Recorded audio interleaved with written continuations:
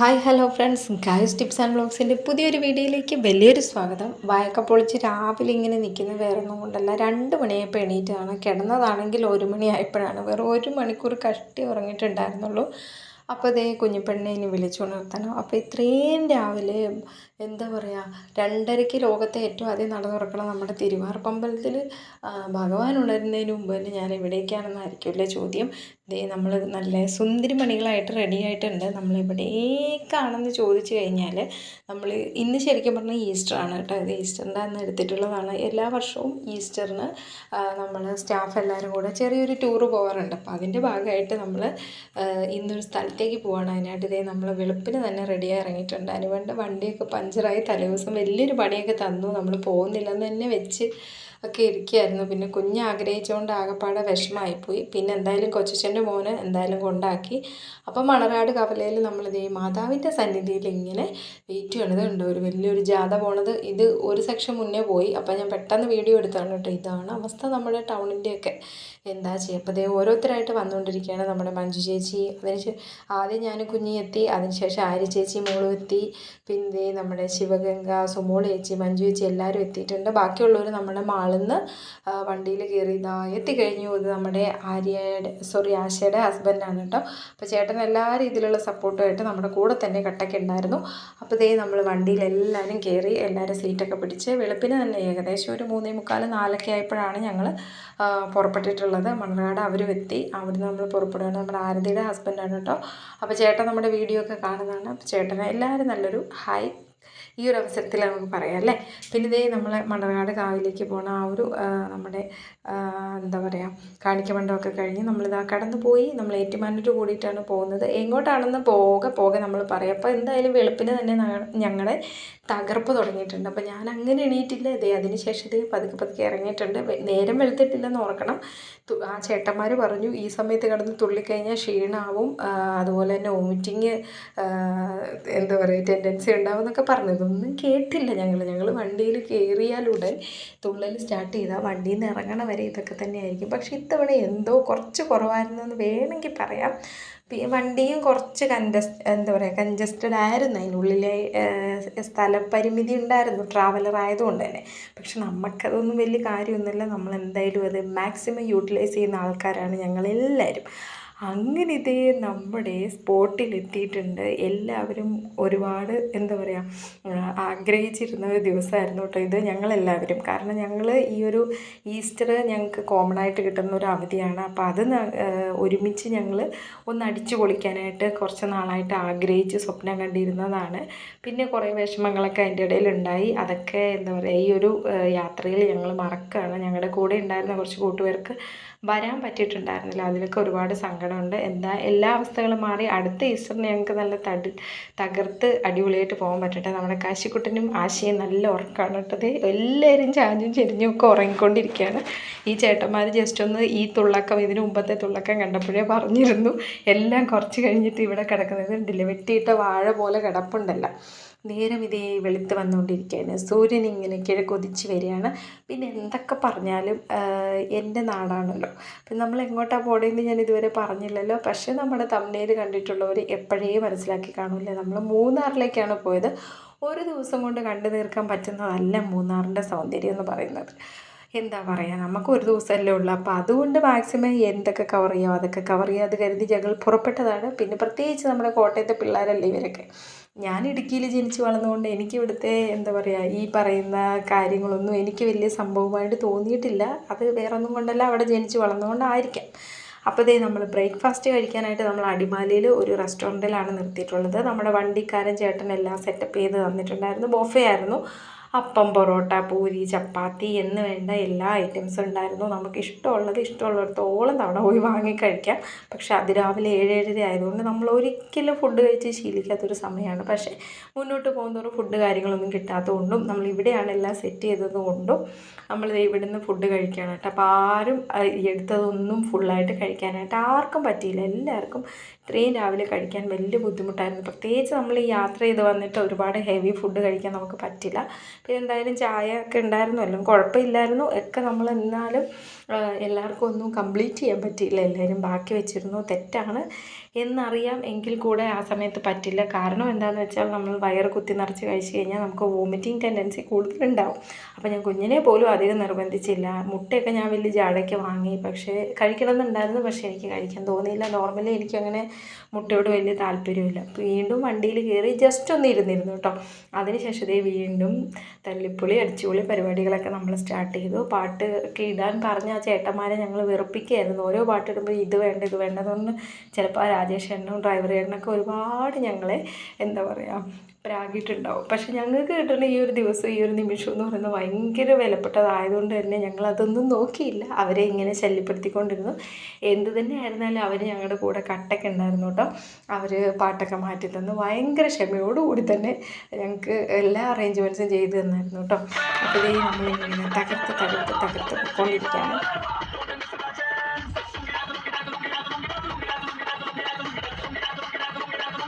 അറിയാലോ, കോപ്പിറൈറ്റിൻ്റെ പ്രശ്നമുള്ളതുകൊണ്ട് നമുക്ക് പാട്ട് കാര്യങ്ങളൊന്നും പ്ലേ ചെയ്യാൻ പറ്റില്ല. എൻ്റെ 1-2 വീഡിയോയ്ക്ക് പണി കിട്ടിയിട്ടുണ്ട്. എന്നാണ് പ്രശ്നമാവുക എന്ന് പറയാനും പറ്റില്ല. അപ്പോൾ എന്തായാലും അതങ്ങനെ കിടക്കട്ടെ. അതപ്പോൾ മൂന്നാറിൻ്റെ ഭംഗിയൊക്കെ ഇങ്ങനെ ആസ്വദിച്ച് നമ്മുടെ ട്രാവലർ ഇങ്ങനെ പറന്ന് പൊയ്ക്കൊണ്ടിരിക്കുകയാണ്.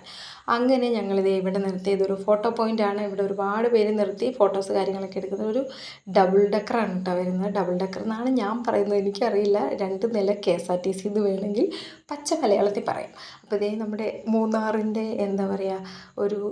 ഒരു വശ്യ ഭംഗിയിലൊരു ഭാഗമായ നമ്മുടെ പച്ചപ്പ് വിരിച്ച് പുതച്ച് മൂടി കിടക്കണ നമ്മുടെ തേയിലത്തോട്ടാണ് കണ്ടുകൊണ്ടിരിക്കുന്നത്. ഒരു പച്ചക്കടൽ കിടക്കണ പോലെ നമുക്ക് ഫീൽ ചെയ്യും. കുഞ്ഞിനോടിച്ച് അമ്മ ഇവിടെ ബീച്ചുണ്ടോമ്മേ, നമുക്ക് ബീച്ചിൽ പോകാം. ഇടുക്കിയിൽ ബീച്ചില്ലടാ, ഇതുവരെ നമ്മളത് കേട്ടിട്ടില്ല. ഇടുക്കിയിൽ ബീച്ചുണ്ടോ, നീ പഠിച്ചിട്ടുണ്ടോ എന്ന് ചോദിച്ചപ്പോൾ അവിടെ പറഞ്ഞു ഓ ശരിയാണല്ലോ. അപ്പോൾ അവിടെ വെച്ച് എടുത്തിട്ടുള്ള ഫോട്ടോസ് കാര്യങ്ങളൊക്കെയാണ്. ഫോട്ടോ പോയിൻ്റ് അല്ലേ, ഞങ്ങൾ എവിടെ വന്നാലും സമയം കളയുന്നത് ഇതിന് വേണ്ടിയിട്ടാണ്. ഫോട്ടോസും വീഡിയോസും എടുത്തിട്ട് നമ്മുടെ കുറേ സമയം അങ്ങനെ പാഴാവും. അത് നമ്മൾ ഈ സമയത്ത് ചിന്തിക്കത്തുമില്ല. കാരണം ഫോട്ടോസ് വീഡിയോസ് എടുക്കുമ്പോൾ അതിലായിരിക്കും നമ്മുടെ കോൺസെൻട്രേഷൻ. പക്ഷേ പിന്നെ ഞങ്ങൾ ചിന്തിക്കും അതൊക്കെ ഒന്ന് നമ്മൾ കുറച്ചിരുന്നെങ്കിൽ കുറച്ചും കൂടെ നമുക്ക് സമയം കിട്ടിയേനെ. അപ്പോൾ അവിടുന്ന് നമ്മൾ അടുത്ത സ്ഥലത്തേക്ക് പോയി. എങ്ങോട്ടാണെന്ന് വെച്ചാൽ നമ്മുടെ ബോട്ടോണിക്കൽ ഗാർഡൻ എന്ന് പറഞ്ഞാൽ എൻ്റെ അമ്മച്ചി ഒന്നും പറയണ്ട. പക്ഷേ ഇടുക്കിയിൽ ഞാൻ കണ്ടിട്ടുള്ള ഒരുപാട് ചെടികളും കൂടാതെ കുറേ വെറൈറ്റീസ് ആയിട്ടുള്ള വെറൈറ്റി പേരുകളിലുള്ള കുറേ സാധനങ്ങൾ. പിന്നെ എനിക്ക് ഭയങ്കര നൊസ്റ്റുമായിട്ട് തോന്നിയത് എൻ്റെ ചെറുപ്പത്തിൽ എൻ്റെ നാട്ടിൽ അല്ലെങ്കിൽ എൻ്റെ വീട്ടിലുണ്ടായിരുന്ന കുറേ ചെടികൾ എനിക്ക് അവിടെ വെച്ച് കാണാൻ പറ്റി. ഞാനിപ്പോൾ ഏകദേശം കോട്ടയത്തോട്ട് വന്നിട്ട് 12 വർഷമായി. അപ്പോൾ ഇവിടെ ഒന്നും ഞാനങ്ങനെ അധികം ഈ ചെടികളൊന്നും കണ്ടിട്ടില്ല. ഈ പറയുന്ന ബോൾസ്, പല കളറിലുള്ള ബോൾസ്, അതുപോലെ തന്നെ തുമ്പാർജിയ, ഈ കാണുന്ന ഡാലിയ, ഇതൊന്നും കോട്ടയത്ത് നമ്മുടെ നാട്ടുപ്രദേശത്ത് ചൂട് കൂടുതലായതുകൊണ്ടാവാം അത് നല്ല രീതിയിൽ പിടിച്ച് കിട്ടില്ല. വളരെ റെയറായിട്ടേ പിടിച്ച് കിട്ടുള്ളൂ.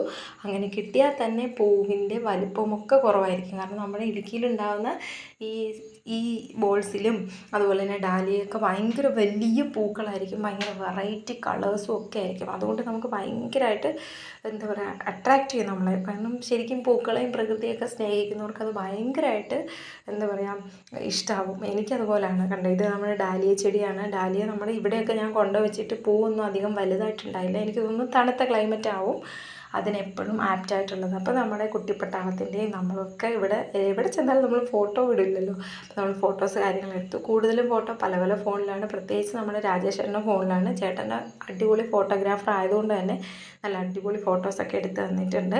അത് നമുക്ക് സിംഗിൾ ഫോട്ടോയും ഗ്രൂപ്പ് ഫോട്ടോ ഒക്കെ ഉണ്ടായിരുന്നു. അപ്പോൾ അവിടുന്ന് നമ്മൾ ഫോട്ടോസ് കാര്യങ്ങളൊക്കെ എടുത്ത് നമ്മുടെ വണ്ടി പാർക്ക് ചെയ്ത സ്ഥലത്തേക്ക് പോവുകയാണ്.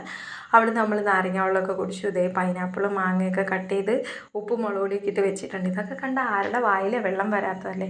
അപ്പോൾ നമ്മൾ അതൊക്കെ വാങ്ങി കഴിച്ചുകൊണ്ട് ഇങ്ങനെ നടന്നു പോകണം. ഒരു ബാച്ച് മുന്നേ പോയിട്ടുണ്ട്, ഞങ്ങളായിരുന്നു പിന്നിൽ. ആര്യ ചേച്ചിക്ക് ചെറിയൊരു വോമിറ്റിംഗ് ടെൻഡൻസി ഒക്കെ വന്നുകൊണ്ട് ഒരു നാരങ്ങ വെള്ളമൊക്കെ കുടിച്ച് അവിടെ ഒന്ന് ചെറുതായിട്ട് ലേറ്റായി.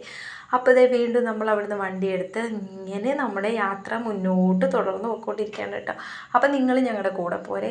നമ്മളിത് എവിടെ എത്തിയെന്ന് ചോദിച്ചാൽ നമ്മുടെ മാട്ടുപ്പെട്ടി ഡാമിലെത്തി കേട്ടോ. മാട്ടുപ്പെട്ടി ഡാം. അപ്പോൾ മാട്ടുപ്പെട്ടി കോവിലിലെ ആ പാട്ടിലൊക്കെ ഞാൻ കേട്ടിട്ടുള്ളൂ മാട്ടുപ്പെട്ടിന്ന്. ഞാനും ഇടുക്കിക്കാരിയാണെങ്കിലും എനിക്ക് ഈ അടിമാലി രാജാക്കാട് ഇങ്ങനെയുള്ള പ്രദേശം ഫോറസ്റ്റ് ഏരിയ ആണല്ലോ കൂടുതലും. എനിക്കങ്ങനെ ഇഷ്ടമല്ല കേട്ടോ. എനിക്ക് എപ്പോഴും തെളിഞ്ഞ പ്രദേശം, തേയിലത്തോട്ടം, മലനിരകൾ, അങ്ങനെയുള്ള തുറന്ന തെളിഞ്ഞ പ്രദേശം കൂടുതൽ ഇഷ്ടപ്പെടുന്ന ആളാണ് കേട്ടോ ഞാൻ. അതുകൊണ്ടായിരിക്കാം എനിക്ക് ഈ ഏരിയയോ അല്ലെങ്കിൽ ഈ മൂന്നാറോ ഒന്നും എനിക്ക് വലിയ ഇഷ്ടമില്ല. പക്ഷെ നമ്മൾ പോയ സ്ഥലങ്ങളൊക്കെ അത്യാവശ്യം എനിക്ക് മനസ്സുകൊണ്ട് ഭയങ്കര ഇഷ്ടപ്പെട്ടു കേട്ടോ. ഞാൻ വന്നില്ലായിരുന്നെങ്കിൽ ഒരു പക്ഷേ എനിക്ക് മിസ്സായേനെ എന്നും എനിക്ക് തോന്നിപ്പോയി. പിന്നെന്താ, നമ്മുടെ മാട്ടുപ്പെട്ടി ഡാമിൽ ഇതേ നമ്മൾ അവിടുന്ന് പാർക്കിങ്ങിൽ നിന്ന് നടന്നു വരുമ്പോൾ ഇതുപോലെ 2 സൈഡിലും നിറയെ കടകളാണ് കേട്ടോ. എവിടെ ചെന്നാലും കാണാം ഇങ്ങനെ നിറയെ കടകളും ചോക്ലേറ്റ്സും എന്ന് വേണ്ട എല്ലാ സാധനങ്ങളും അവിടെ ഉണ്ട് കേട്ടോ. എല്ലാത്തിനും തീ പിടിച്ച വിലയാണ്. പിന്നെന്താ, ചില സ്ഥലത്ത് 10, 20, 30 രൂപയുടെയൊക്കെ വ്യത്യാസം, അത്രയെന്ന് മാത്രം പറയാം. എല്ലായിടത്തും ഇങ്ങനെ കാണല്ലോ. ഈ ഒരു സമയത്ത് ടൂറിസ്റ്റുകൾ കാര്യങ്ങളൊക്കെ വരുമ്പോൾ അവരുടെ സീസണാണ്, അവരെത്ര പറയുന്നു അത് കൊടുത്ത് വാങ്ങാൻ ആൾക്കാരുണ്ട്. അപ്പോൾ അവരധികം കുറയ്ക്കില്ല. അപ്പോൾ ഇതേ നമ്മൾ മാട്ടുപ്പെട്ടി ഡാമിൻ്റെ ഭംഗിയാണ് കേട്ടോ. നല്ല എന്താ പറയുക, നല്ല സുന്ദരമായ ജലാശയം, ഇടുക്കിയുടെ വലിയൊരു ഭംഗിയുടെ ഭാഗം എന്ന് വേണമെങ്കിൽ നമുക്ക് പറയാൻ പറ്റും.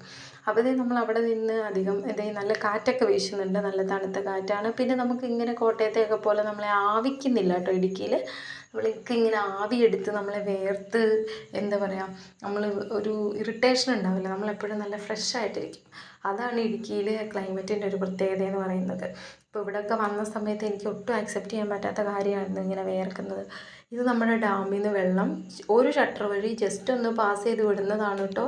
എൻ്റെ അമ്മ, അതിൽ നോക്കിക്കഴിഞ്ഞ് കഴിഞ്ഞാൽ നമുക്ക് തല കറങ്ങും, അത്ര ഫോഴ്സിലാണ് ആ വെള്ളം പോകുന്നത്. അത് ഞാൻ വലിയ രീതിയിലൊന്നും എടുത്തില്ല, എനിക്ക് നോക്കിയിട്ട് തന്നെ തല കറങ്ങുന്നുണ്ടായിരുന്നു. അപ്പോൾ ഇവിടെ എല്ലാം ഇങ്ങനെ ചോളം, അതുപോലെ ചോക്ലേറ്റ്, എല്ലാം ഇങ്ങനത്തെ കടകളാണ്. എല്ലാവരും ഇതൊക്കെ തന്നെയാണ് വിൽക്കുന്നത്. അപ്പോൾ നമ്മൾ അവിടുന്ന് ചോക്ലേറ്റ് കാര്യങ്ങളൊക്കെ വാങ്ങിച്ചു. അപ്പോൾ ഞാൻ ഈ ചെറിയ ഡപ്പയിലും ഒരു വലിയ ഡപ്പയിലും വാങ്ങിച്ചു. കാരണം എല്ലായിടത്തും എല്ലാവർക്കും കുറച്ച് കുറച്ച് കൊടുക്കാമെന്നൊക്കെ കരുതിയിട്ട് വാങ്ങിച്ചതാണെങ്കിൽ നമ്മുടെ വീട്ടിലും കൊടുത്ത് നമ്മുടെ പിള്ളേർക്കും പിന്നെ കുഞ്ഞിപ്പെണ്ണിൻ്റെ ടീച്ചർക്കും ഒക്കെ കൊടുത്തപ്പോഴത്തേക്കും നമുക്കത് കഴിഞ്ഞു പോയിട്ടുണ്ടായിരുന്നു കേട്ടോ. കാരണം ചോക്ലേറ്റ് അല്ലേ, കുട്ടികളുടെ കൈ കിട്ടിക്കഴിഞ്ഞാൽ വിടൂല്ലല്ലോ. അപ്പോൾ നമ്മുടെ വീട്ടിൽ മധുരം ചോക്ലേറ്റ് കാര്യങ്ങളൊക്കെ എല്ലാവർക്കും ഇഷ്ടമാണ് കേട്ടോ. അപ്പോൾ നെക്സ്റ്റ് നമ്മൾ പോയത് എക്കോ പോയിൻറ്റിലേക്കാണ്. എക്കോ പോയിൻറ്റിലേക്ക് പോയി അവിടെയും നമ്മുടെ ഈ ഒരു, എനിക്ക് തോന്നുന്നു പെരിയാറിൻ്റെ ഭാഗങ്ങളാണ് കാണുന്നത്. എനിക്ക് കറക്റ്റായിട്ട് അറിയില്ല, അത് ഞാൻ എനിക്കതിനെക്കുറിച്ച് എന്താ പറയുക സ്റ്റഡി ചെയ്യാനുള്ളൊരു ഇത് കിട്ടിയില്ല. അപ്പം നിങ്ങൾക്കറിയാമെങ്കിൽ ഒന്ന് കമൻറ്റ് ചെയ്തേക്കണം കേട്ടോ. അപ്പോൾ നമ്മൾ അവിടെ നിന്ന് എക്കോ പോയിൻറ്റിൽ പോയി. അവിടെ ചെന്നിട്ട് ഞങ്ങൾ കുറേ കാറി കൂവി, പ്രത്യേകിച്ച് രമ്യജി കുറേ കൂവി. നമുക്ക് ആ റിഫ്ലക്ഷൻ നമുക്ക് നന്നായിട്ട് ഫീൽ ചെയ്തോട്ട്. ശരിക്കും ശരിയാണ്, ആദ്യമൊക്കെ നമ്മൾ വിചാരിച്ച് ചുമ്മാതെയാണെന്ന് ഓർത്തു.